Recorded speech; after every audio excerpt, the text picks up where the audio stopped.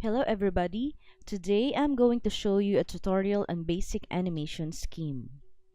Animation is a series of still images that are shown in succession fast enough to be perceived as motion. In traditional animation, to animate the ball moving, an artist draws two key pose images called keyframes. One with pose 1, the other with pose 2. Then they draw in between images to make the movement smoother, interpolating between the two main poses.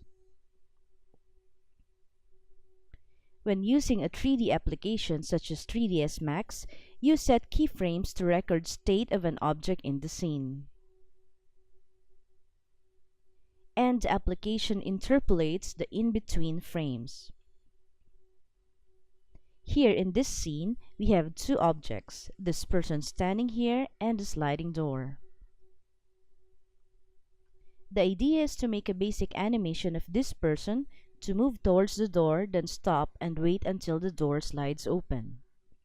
Then the person will move forward to enter the shop, then the door closes at his back. To start off, here on the tab below is the timeline slide bar used for animation. This number sequence in this area indicates the time. To begin with, let's understand the frame rates by going to the time configuration icon. As we click it, this window will pop out. It shows the frame rate. We'll set it to NTSC and FPS of 30. Then here at the playback, click 1x for the speed. Now go to the animation. Make sure to set the start time to 0. The end time will be up to your own discretion.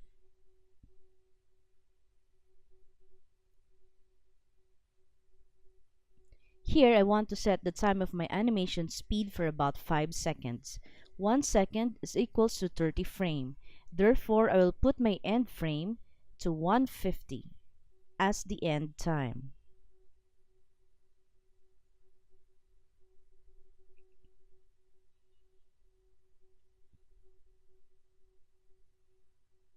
Then click OK. Now as you can see, the timeline's end time is now set at 150. Next step, you need to turn on the animation mode. When you click on the toggle set key mode, you will see the interface turns red.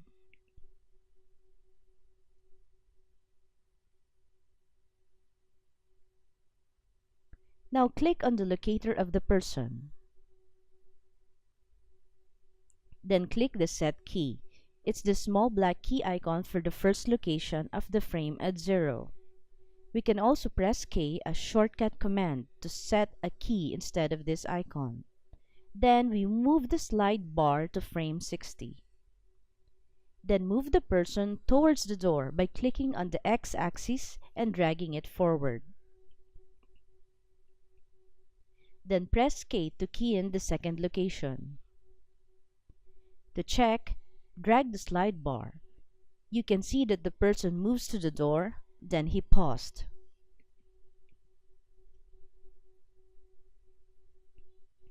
Move the slide bar to frame 90. To keep him staying at his position, we will copy his location at frame 60 to frame 90. Click the key at frame 60, then press Shift to drag the key to frame 90. That is a difference of 30 frames, which is 1 second. As you can see, the person moved to the door, then he stopped for 1 second.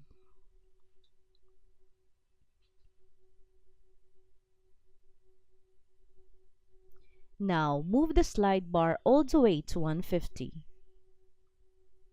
And move the person inside the shop by clicking again on the x-axis and dragging it to enter the shop.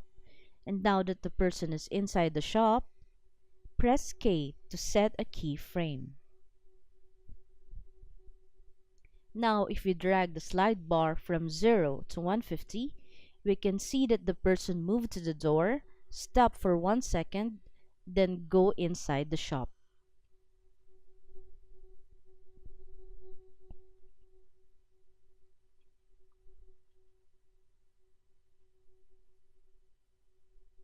Now for the door animation, move the frame at 60. This is the same time as the person stopped at the door. Click on the door and press K to set the key for the first location.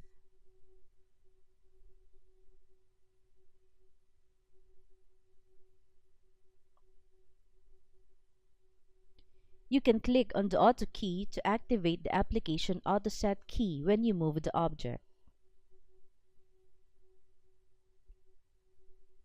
Then move the slide bar to frame 90 to move the door. Move the left door to the left by clicking and dragging on the X-axis. The keyframe will auto-set key.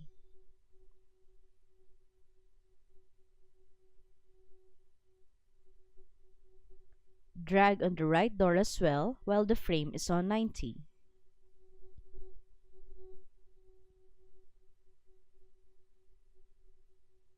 Now move to frame 100. We need to keep the door wait a little bit for the person to enter the shop.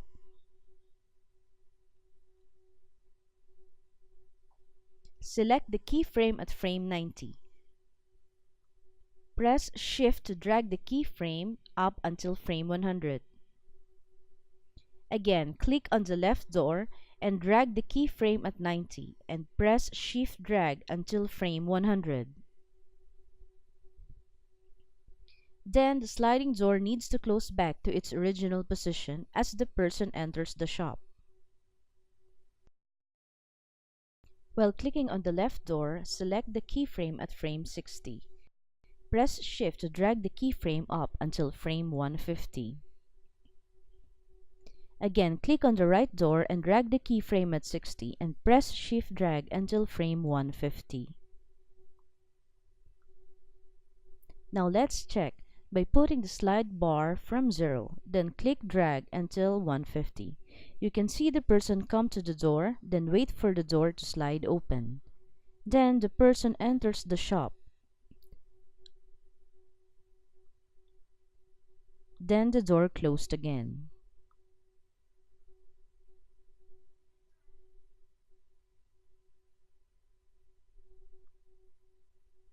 Click the play animation icon here in the lower right toolbar to see the whole animation you made, but take note that the speed is not yet the real time.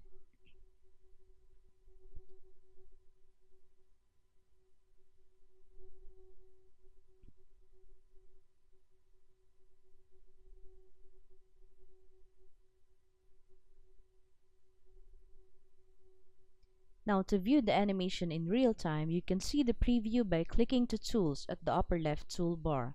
Select Preview Grab Viewport, then click on Create Preview Animation or press Shift V for shortcut command. The Make Preview table will appear. In the Preview Range section, you can choose the active time segment for the time range you set before,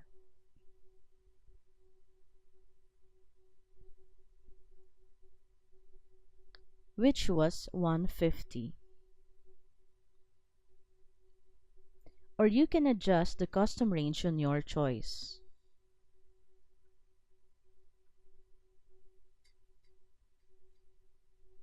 But let's just set it to the active time segment. Here at frame rate, make sure to put every nth frame is 1 and playback FPS is 30.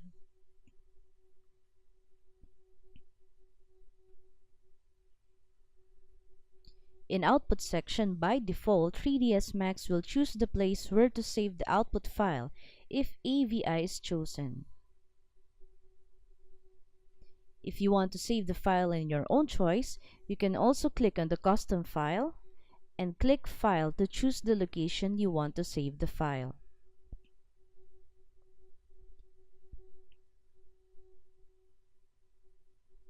As for me, let's leave it to AVI and click on this Microsoft Video 1 to change the quality of the output file. Video compression window will pop out. On compressor, click on the small arrow of Microsoft Video 1 for options. Put compression quality at 100 for the best output. Then click OK. Then click Create. Now 3ds Max is making a preview for your work. And as you can see, this is how your animation goes.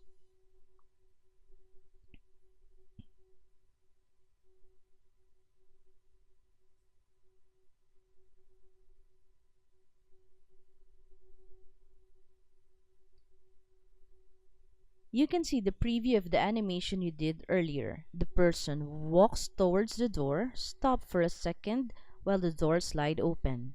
Then the person enters the shop, and finally the door closes at his back. Now let's exit this preview to locate where our file is. Click again on Tools, then click on Preview, grab Viewport. Then click Open Preview Animation folder at the bottom. Then the folder will open where our file was automatically saved. To view it, right-click on the file, then open with any player you choose. Then click Play. I will play it on QuickTime Player. There goes our finished product.